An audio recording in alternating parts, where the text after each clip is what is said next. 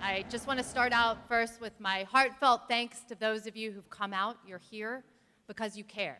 And I'm here because I want to listen. I want to hear from everyone in our district. We came to this church in Virginia Beach where Congresswoman Elaine Luria hosted her first town hall since the launch of the impeachment inquiry into President Donald Trump.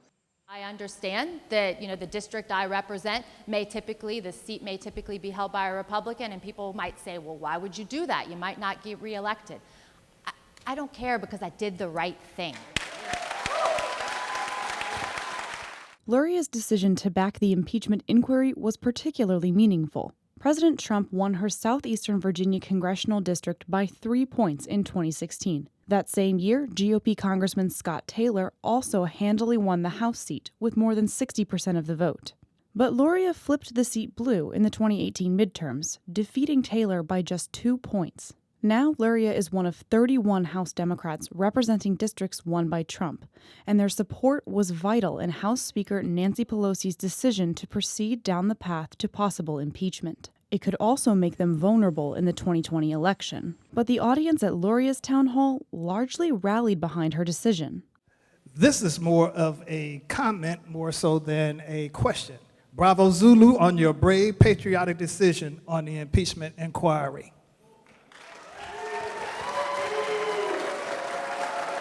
I think she's following the rule of law. Like she has said, it's not political.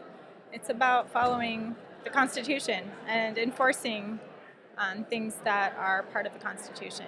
Whether it costs her politically or not, she's doing the job that she signed up to do, and I respect that very much. Do you feel like most of the people that live in this area and live in this district feel the same way about the impeachment inquiry?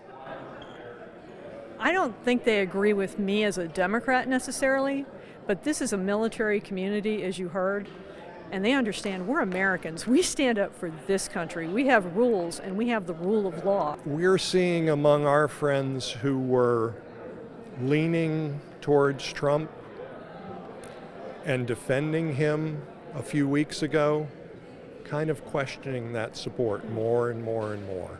A CBS News poll found 55% of Americans support an impeachment inquiry, and an average of 3 national polls found about 44% of Americans say Trump should be removed from office. But Virginia's 2nd congressional district is a mixed bag politically.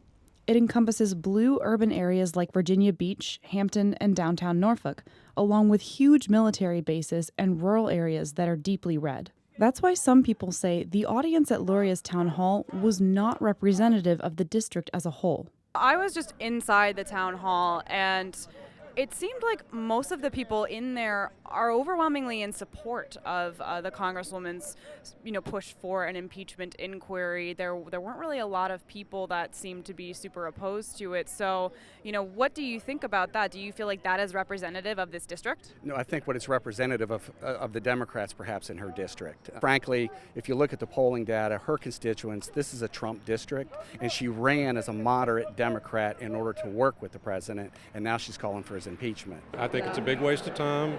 Just like Mr. Trump says, it's a witch hunt. There's nothing here. We need to get on with moving the country forward and stop trying to move the country backwards. If she continues this farce, she is going to get voted out by district. And I like her. She's a good congresswoman as far as many issues. But this farce against Trump is terrible. But Luria says politics didn't weigh into her decision. I made this decision truly based on what I thought was right, and whether it has implications on my future election prospects in 2020, I want to be able to look in the mirror and look and say that I was on the right side of history and not that this had any sort of political ramifications.